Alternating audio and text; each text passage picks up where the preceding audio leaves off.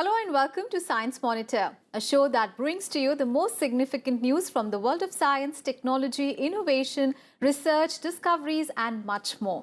I'm Aishwarya Kapoor and here are this week's headlines. Following up on the Prime Minister's Independence Day announcement of mission Gaganyaan, India announces the plans to send 3 astronauts into space by 2022.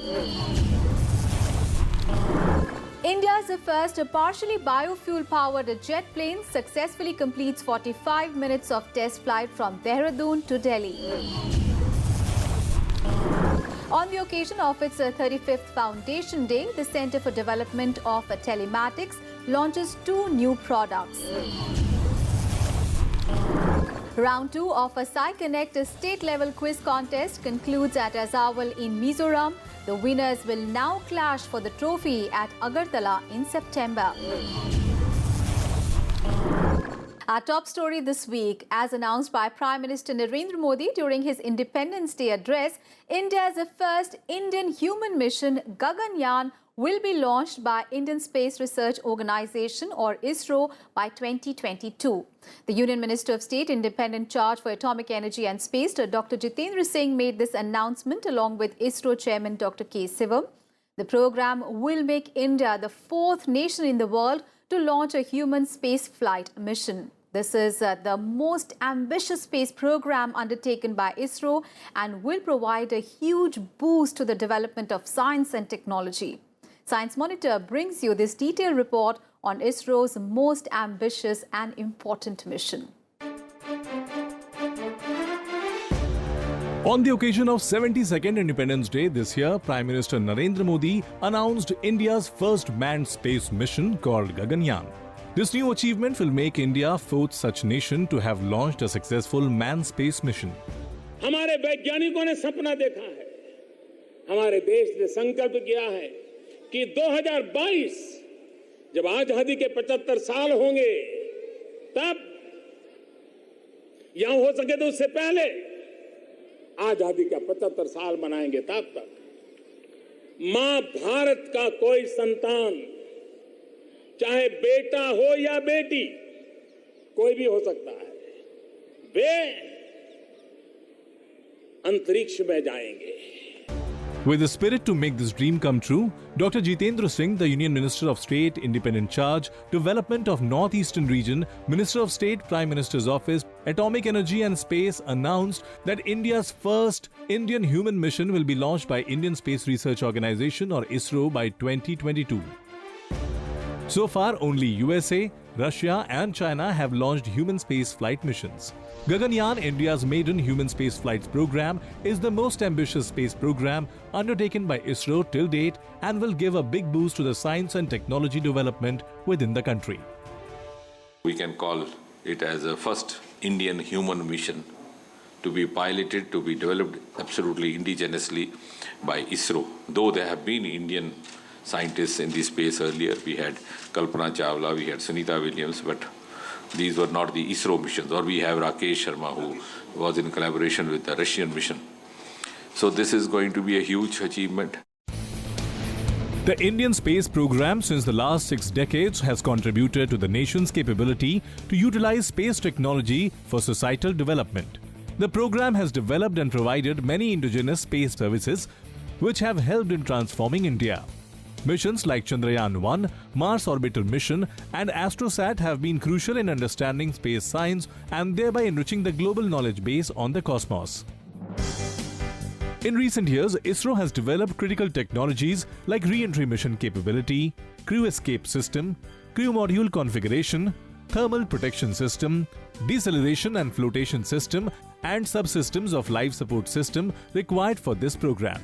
Some of these technologies have been demonstrated successfully through the Space Capsule Recovery Experiment or SRE 2007, Crew Module Atmospheric Re-entry Experiment or CARE 2014 and Pad Abort Test of 2018. These technologies will enable ISRO in accomplishing the program objectives in a short span of 4 years. GSLV Mark III launch vehicle will be used to launch Gaganyaan because of its higher payload capability. This Gaganyaan system, actually, it is for taking 3 astronauts to space for 5 to 7 days. And these astronauts will be residing inside the module called crew module. And to provide services for the crew module, that is called a service module. And these two will be assembled and called orbital module. This orbital module will be put on the top of a rocket, and that's what's seen in the right side. Then it will be carrying and go to orbit. This is the type of missions we are talking. The mission aims to send a 3-member crew to space for a period of 5 to 7 days. The spacecraft weighs approximately 7 tons and will be placed in a low Earth orbit of 300 to 400 kilometers. Indian Air Force and ISRO will select the crew jointly, after which they will undergo a training for 2 to 3 years. The crew will do microgravity experiment during the mission. Prior to this, 2 unmanned test missions will be launched in the next 30 months to ensure the success of the ambitious manned mission.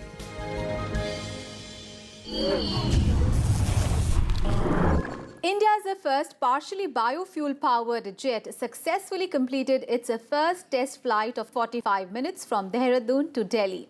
The SpiceJet carried 20 officials in its 72-seater turboprop aircraft and was flagged off by Uttarakhand Chief Minister Trivendra Singh Rawat from Dehradun's Jolly Grant Airport. The biofuel used for the trial flight was developed at CSIR, Indian Institute of Petroleum in Dehradun, and had been rigorously tested to ensure flight safety. Biofuel flights have the potential to not only make air travel cleaner and more efficient by reducing carbon emissions, but they will also make a huge reduction in the cost of airline operations. Here is a report. On 27th August, India's first ever partially biofueled flight successfully took off from Dehradun's Jolly Grant and safely landed in Delhi after a flight of 45 minutes. The SpiceJet Bombardier Q400 turboprop aircraft test flight had 20 people on board, which included officials from aviation regulator DGCA. This is a big achievement in the aviation sector as India now joins the league of USA and Australia to have biofuel-operated aircraft in the country. Recently, on the occasion of World Biofuel Day, Prime Minister Narendra Modi laid emphasis on the significance of biofuels that can be used as an alternative to fossil fuels. शहरों में clean energy के तमाम प्रयासों के बीच biofuel air pollution को कम करने में बहुत मददगार है। साथियों, बायोफ्यूल से जुड़े लक्ष्य तय किए जा रहे हैं, नीतियां बनाई जा रही हैं, ठोस रणनीति बनाई जा रही हैं, रिस्पॉन्सिबिलिटी फिक्स की जा रही है, अकाउंटेबिलिटी तय की जा रही है, रेगुलर मॉनिटरिंग हो रहा है, टारगेट को पाने का समयबद्ध आयोजन हो रहा है। The biofuel used in the trial flight is made partially from renewable resources such as agricultural residues, non-edible oils, and biodegradable fractions of industrial and municipal wastes. A blend of 25% of biojet fuel and 75% of aviation turbine fuel or ATF was carried in one of the 2 engines of the plane, while the other engine carried only ATF. A team of scientists led by Dr. Anil Sinha developed the biofuel at the Indian Institute of Petroleum in Dehradun. The preparation for the indigenously developed fuel has been on for the last 8 years. In this process, what we do is we convert any kind of waste oil, such as waste cooking oil or waste animal fats, or even oils from the seeds of the various trees. And the oil is extracted first from the seeds, and the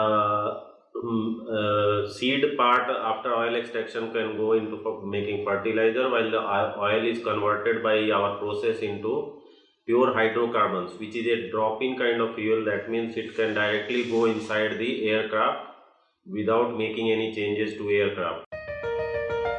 The 450 liters of biofuel was developed by using oil extracted from the seeds of the Jatrofa plant, which was supplied to IIP by the Chhattisgarh Biofuel Development Authority (CBDA), had procured the supply from 500 families of Chhattisgarh-based farmers.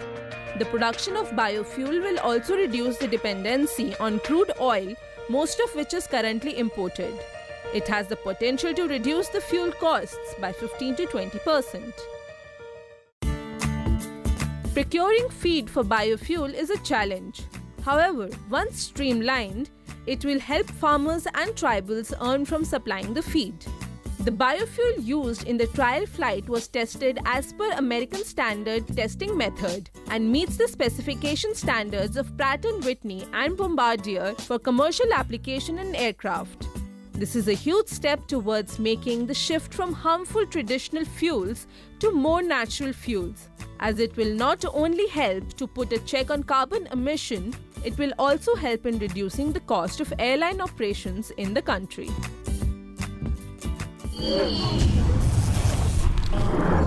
It's time for a short break, and when we come back, we will visit the Center for Development of Telematics in New Delhi, where 2 new telecommunication products were launched on the occasion of its 35th Foundation Day. Stay with us.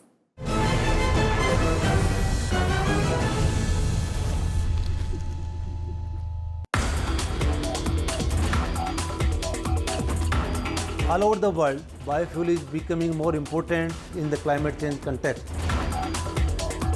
Government of India has also celebrated this. Prime Minister was invited in the program and he announced that India is taking a significant lead in biofuel production system, and there is a potential of at least 1 lakh crore rupees in coming years as a bio-CNG alone. It will raise the income of rural areas, it will raise the income of farmers, and it will strengthen the government effort in doubling the farmers' income in few years. Watch Eureka with Professor Virendra Kumar Vijay, Head and IREDA Chair Professor at Center for Rural Development and Technology in IIT Delhi, Saturday 4 p.m. and Sunday 12 noon, only on Rajya Sabha television.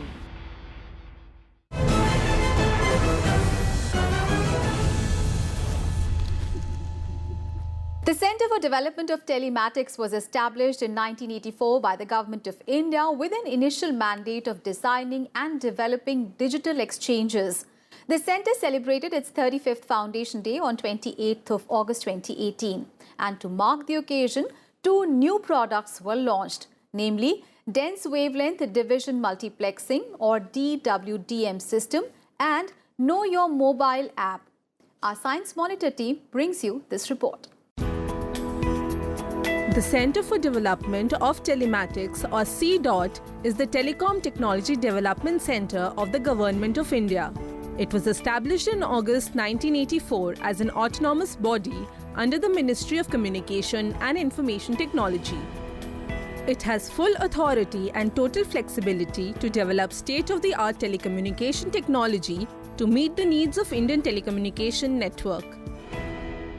CDOT celebrated its 35th Foundation Day on 28th August in New Delhi. The inaugural function of the 2-day celebrations was marked by the presence of field experts, telecom veterans and academicians from India and around the world, including Mr. Ravi Kant, Member of Telecom Commission, and Professor Misha Dollar, Chair Professor Wireless Communication, King's College, London. Discussions and seminars included how to standardize 5G for various business applications. India aims to fully upgrade from 4G to 5G by year 2020.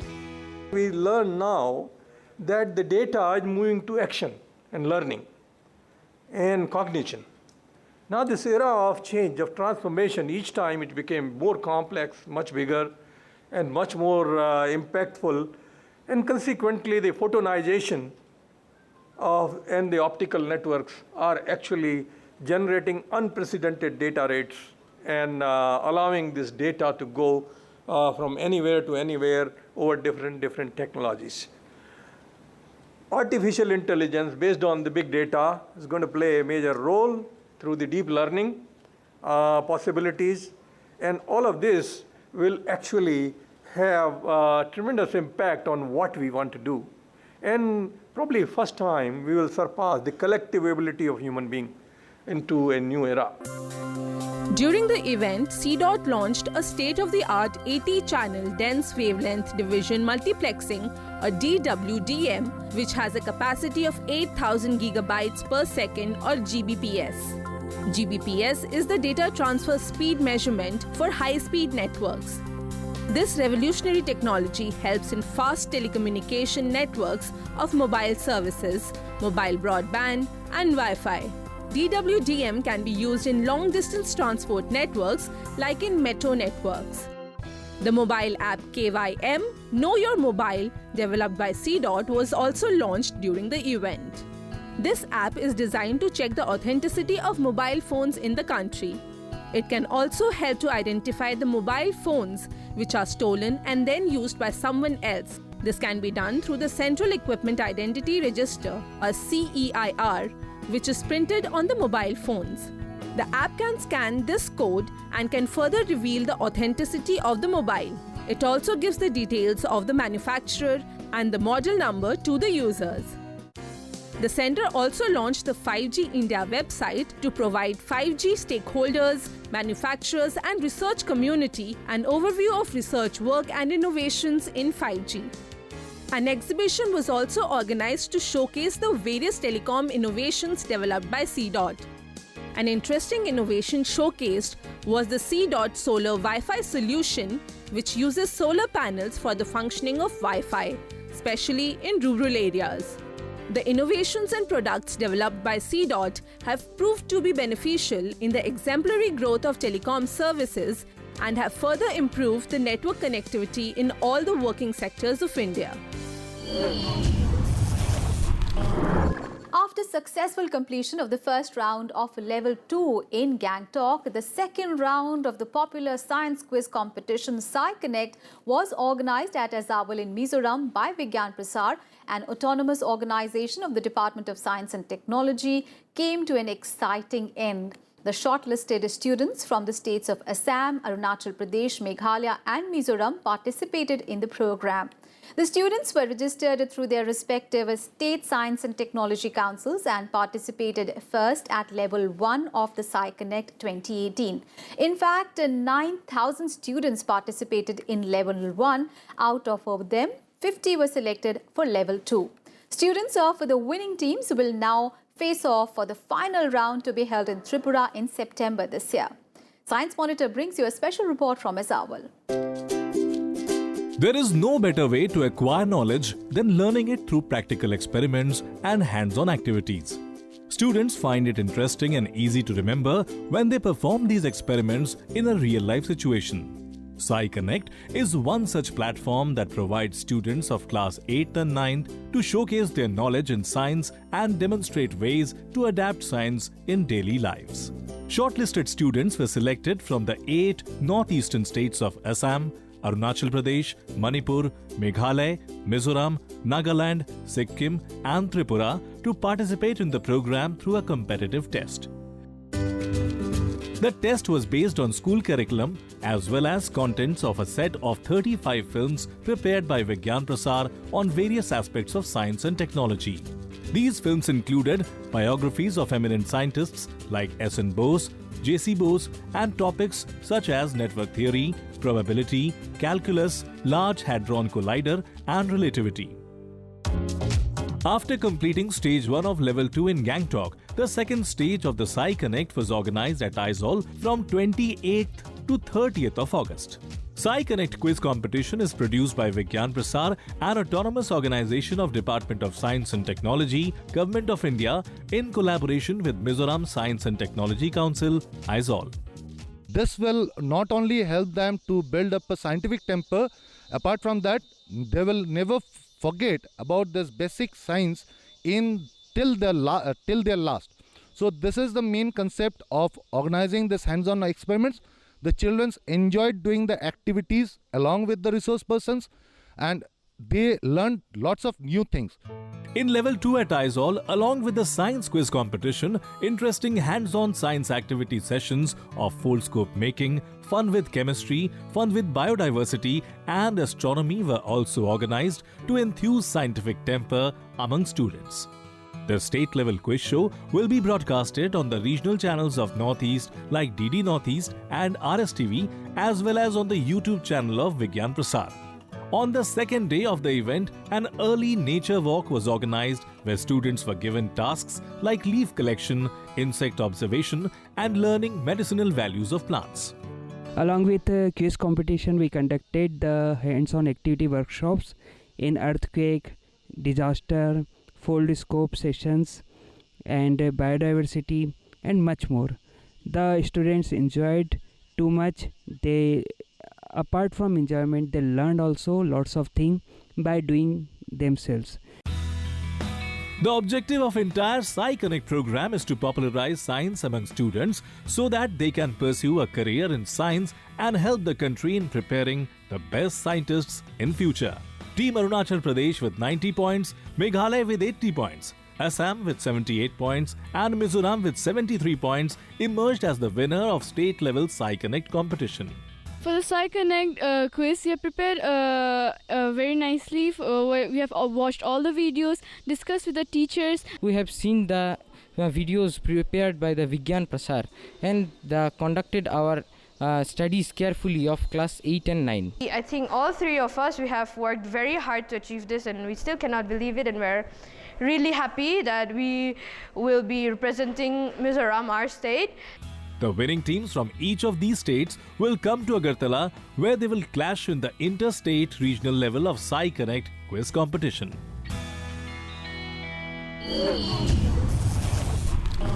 It's time for a short break, and when we come back, we will bring you some more news on science and innovation from India and around the world. Keep watching Science Monitor.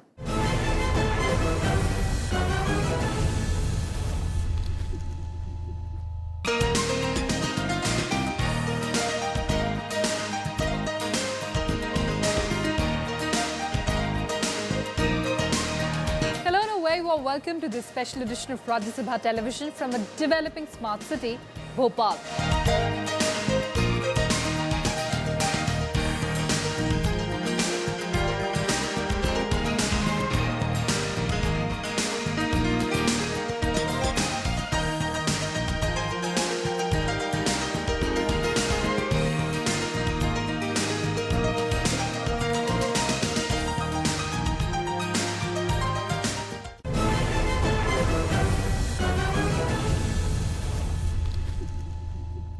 Welcome back after the break, and let's now take a quick look at some more scientific innovations and developments from India and around the world.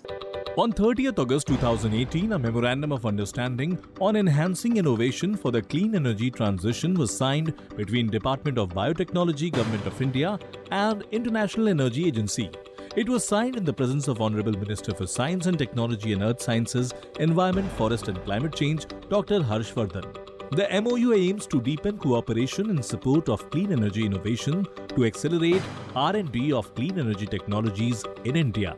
The MOU also has a provision on training and capacity building.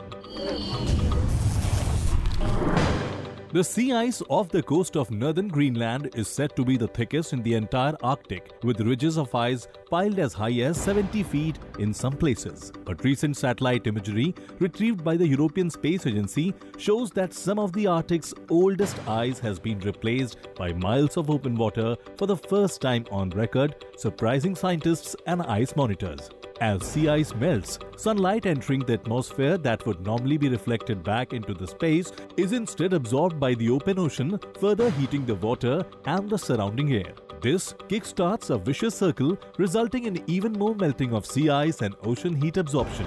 This came as a shock to scientists as they expected this particular region to be the last to get affected.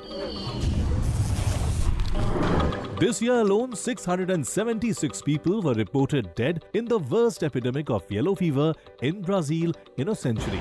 Yellow fever can kill a person in less than 10 days, wreaking havoc on the body with symptoms like jaundice, abdominal pain, vomiting, and bleeding from the mouth, nose, eyes, and stomach. Now, for the first time, the virus's path has been retraced in detail by a team of scientists at Oxford University. Experts say that this new genetic and geographic mapping could help fight future outbreaks of the disease. The study was published in the journal Science. In a recent development, scientists at the US Department of Energy's Oak Ridge National Laboratory have developed novel lithium-ion batteries with components that harden on impact, preventing them from catching fire and causing injuries to users. Lithium-ion batteries commonly used in consumer electronics are notorious for bursting into flame when damaged or improperly packaged. These incidents occasionally have grave consequences, including burns, house fires, and at least one plane crash. Inspired by the property of some liquids that solidify on impact, researchers have developed a practical and inexpensive way to help prevent these fires. National Aeronautics and Space Administration's Origin Spectral Interpretation, Resource Identification, Security Regolith Explorer or OSI-RIS REX spacecraft has captured the first glimpse of its distant target, the Bennu asteroid. Launched on September 8, 2016, the OSI-RIS REX is NASA's first mission to visit a near-Earth asteroid and is scheduled to arrive at Bennu on December 3. According to NASA experts, it will help to unveil the mysteries of our solar system's formation. The spacecraft's Polycam camera obtained the image from a distance of 2.2 million kilometers.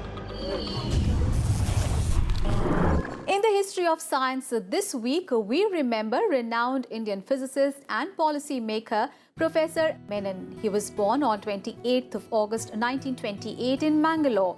His major work was in the study of cosmic rays and particle physics. Professor Menon headed the Indian space program in the early 1970s. As the chairman of the Indian Space Research Organization, he played a crucial role in the development of several launch vehicles and satellites.